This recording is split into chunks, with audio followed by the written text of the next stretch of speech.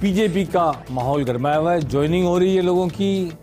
ज्योति मिर्धा आ गई पार्टी में, सवाई सिंह आ गए, तो किंगसर से चुनाव लड़े थे कांग्रेस की टिकट पर पहले, और परिवर्तन यात्राएं चल रही हैं जोर शोर से। कई जगह जगह उनका स्वागत हो रहा है। अजमेर में तो 2 दिन पहले यानी कल अजमेर में जब देवेंद्र फडणवीस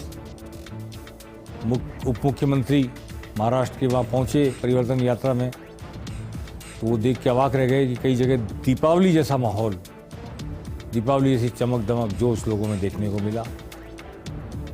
तो परिवर्तन यात्राएं धीरे धीरे कारवां बनता जा रहा है, आगे बढ़ रही हैं, लोगों में चुनाव का जोश का संचार करती हुई। और उधर कांग्रेस में फिलहाल एक ठहराव सा है, चुप्पी सी है, शांति सी है, प्रतीक्षा में है कांग्रेस जन।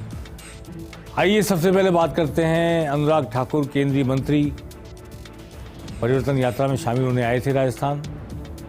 आज वो श्रीनाथ जी गए, दर्शन किए नाथद्वारा में, तो उन्होंने उदयपुर में प्रेस कॉन्फ्रेंस की और प्रेस कॉन्फ्रेंस में बहुत सारी बातें की। खास तौर पर उन्होंने राहुल गांधी पर हमला बोला, कहा कि राहुल गांधी ने भारत के संविधान और प्रजातंत्र को कुचलने का लाइसेंस ले रखा है, विदेशों में जाकर बदनाम करते हैं भारत को, और तमाम सारी बातें राहुल गांधी को लेकर की।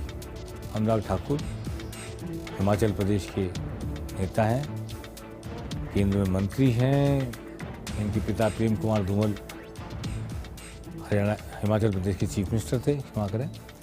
तो अब अनुराग ठाकुर ने सीधे राहुल गांधी पर हमला बोला उदयपुर में प्रेस कॉन्फ्रेंस करते।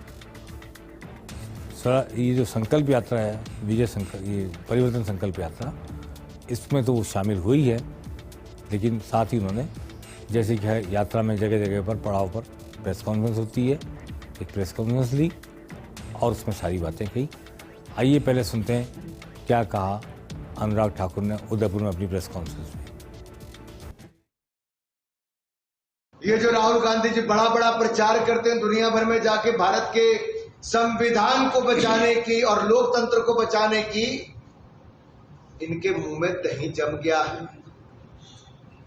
राहुल गांधी जी मौन अवस्था में चले गए, बोल नहीं पा रहे। ये चुप्पी बहुत कुछ कहती है कि नफरत की दुकान खोलने का लाइसेंस राहुल गांधी जी ने दिया है। तो इन्होंने सीधे राहुल गांधी पर हमला बोला, और तो राहुल गांधी कभी आएंगे राजस्थान से जवाब देंगे शायद, या कांग्रेस के लोग जवाब देंगे, लेकिन बीजेपी की आक्रामकता बढ़ रही है और बीजेपी में खास तौर पर टिकट लेने वालों की लाइन लगी हुई है। पार्टी ज्वाइन करने वालों की भी संख्या बढ़ रही है और टिकट लेने वालों की संख्या बहुत ज़्यादा, एक सीट पे 20 लोग हैं। कई बार तो ये पार्टी के लिए अच्छे संकेत होते हैं कि बड़ी संख्या में लोग टिकट लेना चाह रहे हैं, यानी पार्टी जीतने जा रही है, तभी इतने इच्छुक हैं।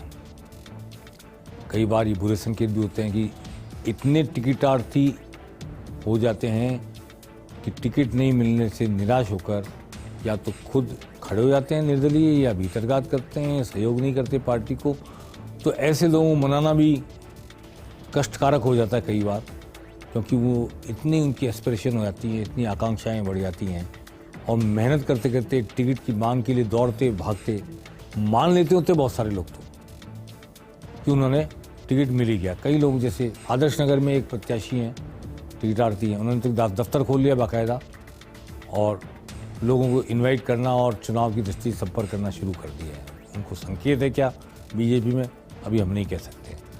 ऐसे ही कांग्रेस में भी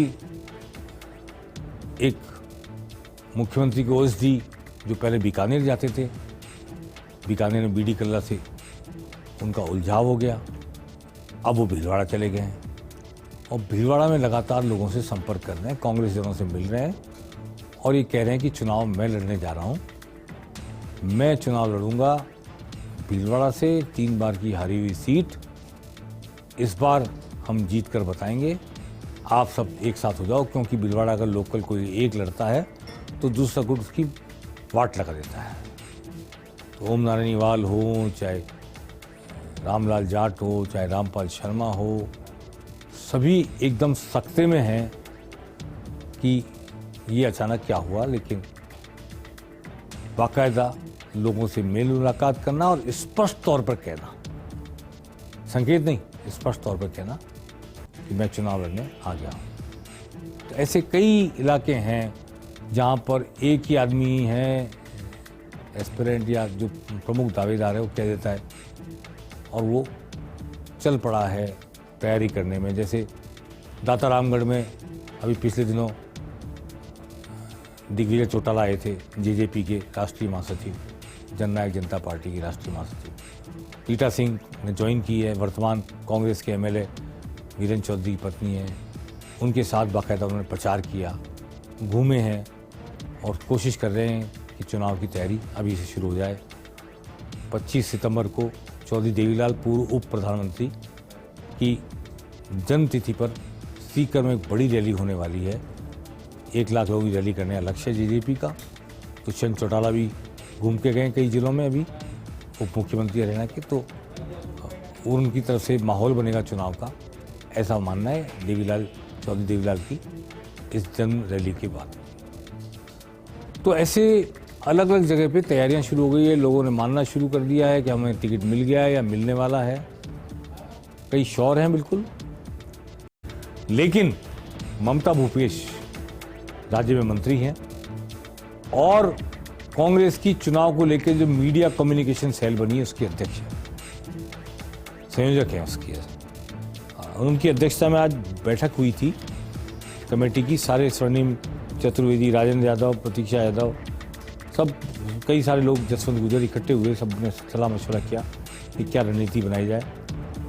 उसके बाद ममता भूपेश ने बातचीत करते हुए कमेंट किया ज्योति मिर्धा पर। कमेंट तो यूँ किया होगा, सवाल किया गया उनसे ज्योति मिर्धा को लेकर, तो ज्योति मिर्धा को लेकर सवाल होगा तो कमेंट भी ज्योति मिर्धा पर ही आएगा। तो आइए सुनते हैं क्या कहा ममता भूपेश ने ज्योति मिर्धा के बारे में। ज्योति मिर्धा जी तो 5 साल से सक्रिय नहीं थी, हमने तो कभी उनको पार्टी के किसी प्रोग्राम में देखा ही नहीं था। अब उनके अंदर क्या चल रहा होगा लगातार, क्योंकि अगर वो पार्टी के अंदर काम करती तो 5 साल में नजर आती। पार्टी ने बहुत कार्य किए, सरकार ने इतनी योजनाएं चलाई, हर जिलों के अंदर महत्वपूर्ण कार्य किए, हर जिलों के अंदर विकास की कड़ी से जोड़ा। तो मुझे तो वो नागौर में भी कभी नजर नहीं आई, तो इसलिए ज्योति जी के बारे में मैं कोई कमेंट नहीं करना चाहती। वो निष्क्रिय थी पिछले 5 साल से। ज्योति मिर्धा निष्क्रिय थी और अब अचानक सक्रिय हो गई भाजपा में जाकर। कांग्रेस में थी तब तक निष्क्रिय थी, ये कहना था ममता भूपेश का। चलिए, आज परिवर्तन यात्रा में राजेंद्र राठौड़ ने एक तरह से डोटासरा की चुनौती का जवाब देने की कोशिश की। उन्होंने कहा कि वो चूरू से ही चुनाव लड़ेंगे और डोटासरा कोई चैलेंज करें तो आज डोटासरा के इलाके में पीले चावल बांट रहे हैं वो।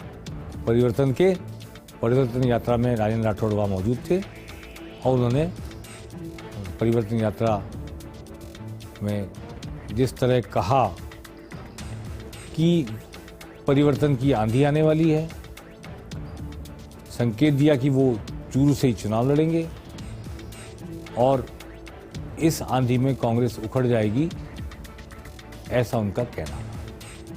तो ये जो अभी आप दृश्य देख रहे हैं ये तो अजमेर के हैं, अजमेर के थे जो भी दृश्य देखे पहले आपने, जब देवेंद्र फडणवीस का स्वागत हो रहा था।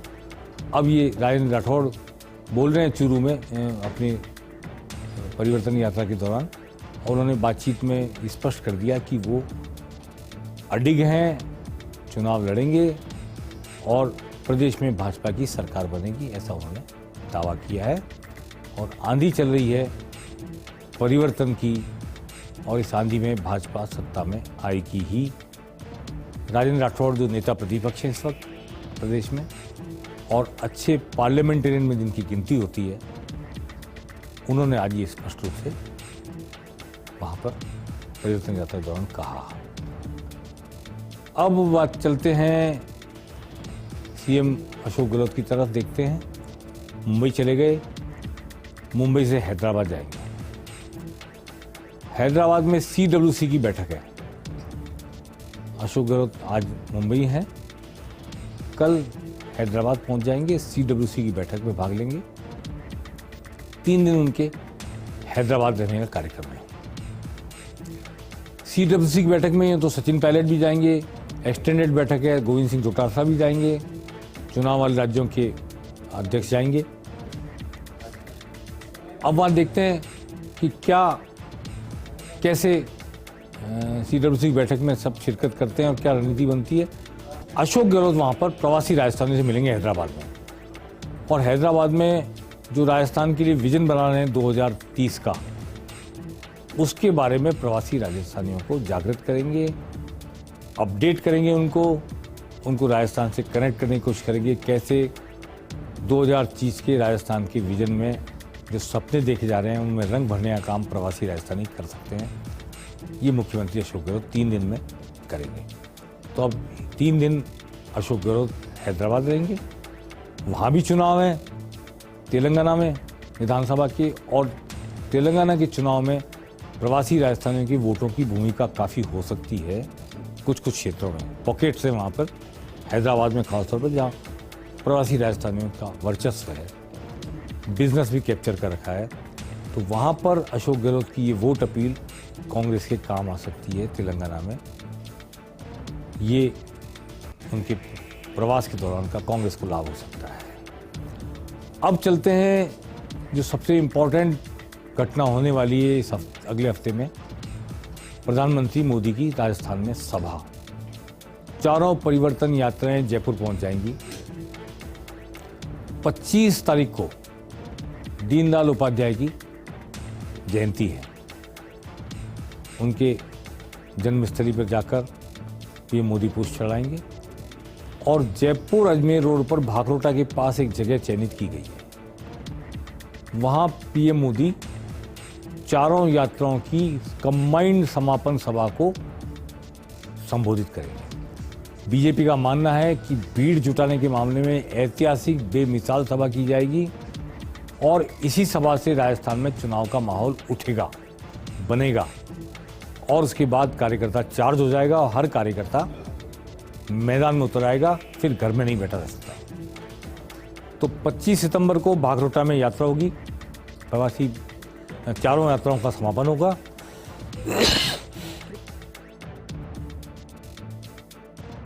समापन के बाद में चारों यात्राएं अपनी पूर्णता को प्रदान करेंगी। लक्ष्य को प्राप्त करने की दिशा में उन्होंने जो काम किया, इलाके में कार्यकर्ताओं को जगाने का, जोश भरने का, उन्हें चुनाव के लिए चार्ज करने का, वो सारा काम हो गया है। और प्रधानमंत्री की इस सभा में प्रदेश के नहीं देश के कई बड़े नेता जुटेंगे। बीजेपी शक्ति प्रदर्शन करेगी, एकजुटता का, हक में चुनाव में परिवर्तन के संकल्प का, और इस पर ही हम आगे चर्चा करेंगे कि चुनाव की राजनीति किधर जाती है। पेनल्टी कॉर्नर में आज बस इतना ही। नमस्कार।